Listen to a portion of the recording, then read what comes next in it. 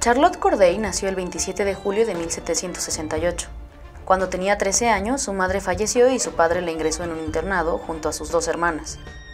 Desde muy joven, Charlotte tuvo la oportunidad de conocer algunas de las ideas que impulsaban la Revolución Francesa. Nuevas formas de concebir la libertad, la soberanía, el poder, la igualdad y la legitimidad. A las afueras del internado, los conflictos sociales y las tensiones políticas auguraban una serie de cambios políticos profundos en Francia. Para 1789, el Estado instituyó algunas acciones para fortalecerse y restar poder a la Iglesia Católica. Derivado de estos cambios, Charlotte sale del internado a los 19 años y se muda a la ciudad de Caen con una tía suya. La joven republicana simpatizaba con los movimientos sociales que materializaban la revolución. Sin embargo, como en todo proceso social, las y los revolucionarios no eran un bloque homogéneo. Si bien compartían un fin, abolir la monarquía, sus proyectos y medios políticos eran diferentes. Así, cuando se conformó la Asamblea Nacional, sus integrantes se dividieron en dos grandes grupos. Los girondinos, un grupo que apostaba por la transformación social a través del diálogo y otros métodos pacíficos, y los jacobinos, un ala más radical que sostenía que la abolición de la monarquía solo era posible mediante el uso de la violencia. Entre los jacobinos se hallaban Robespierre y Marat. Este último era un médico que había fundado el periódico El Amigo del Pueblo, una publicación menos amigable de lo que podría parecer. Marat se autoproclamó el amigo del pueblo y enemigo de la nobleza, del clero y de cualquiera que se opusiera a lo que él consideraba los intereses del pueblo. Desde este periódico, Marat alentaba al ejercicio de la violencia contra las y los traidores, a cortar algunas cabezas por el bien de la revolución. En nombre del pueblo publicaba en su periódico listas con los nombres de personas a decapitar. Para ese momento, las cárceles parisinas estaban llenas de nobles, sacerdotes y otros presos políticos, así como de personas que habían cometido delitos del fuero común. El 2 de septiembre de 1792, una multitud se encontró con un grupo de prisioneros que estaban siendo trasladados y se abalanzaron contra ellos, matándolos a todos. La muerte de estos 24 presos fue solo el comienzo.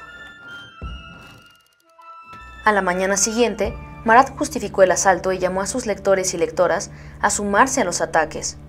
En su publicación señalaba que una parte de los temibles conspiradores detenidos en las cárceles ha sido condenada a muerte por el pueblo.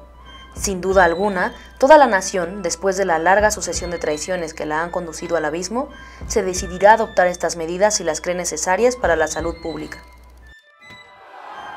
Durante los siguientes días y hasta el 6 de septiembre, multitudes ingresaron a las prisiones parisinas, en las que había muchas presas y presos políticos, pero también por delitos menores como adeudo.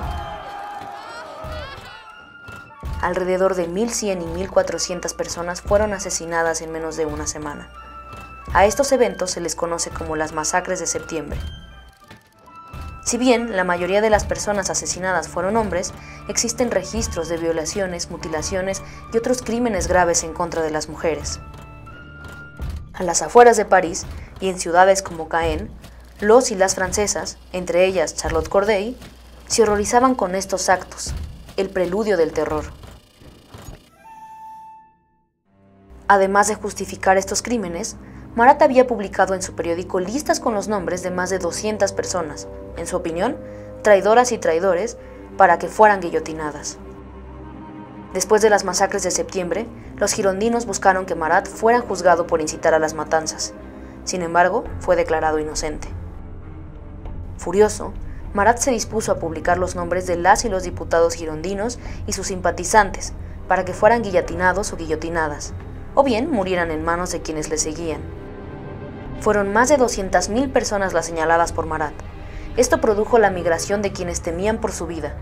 Muchos diputados girondinos huyeron a las afueras de París y en Caen, lugar donde vivía Charlotte, organizaron algunas reuniones clandestinas a las que ella acudió. Charlotte estaba en contra del totalitarismo y veía en los discursos de odio de Marat un peligro para la República, para Francia y sus habitantes. Sin contarle a nadie sobre sus planes, emprendió un viaje a París. Al llegar, escribió un par de cartas a Marat, quien no le respondió. Aunque originalmente esperaba encontrarlo en la Convención Nacional, una enfermedad en la piel obligaba a Marat a pasar las tardes en una bañera en su casa. Así que Charlotte fue ahí a buscarlo, el 13 de julio de 1793.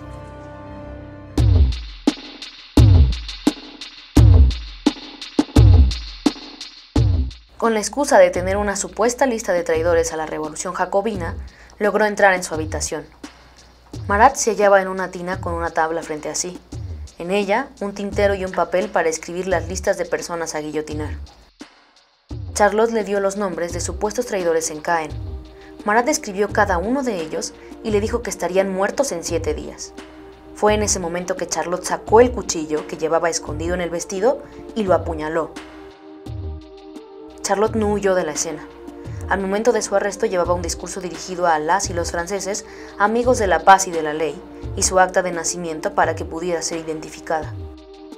En un primer momento nadie creyó que el acto hubiera sido planeado por una mujer.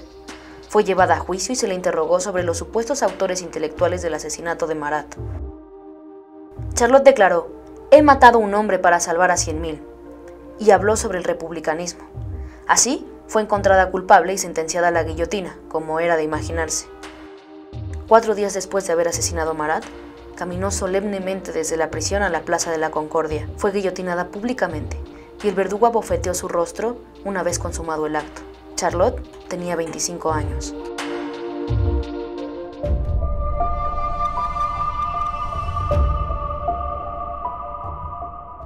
Los fanáticos de Marat y sus allegados políticos no dudaron en convertirlo en un mártir.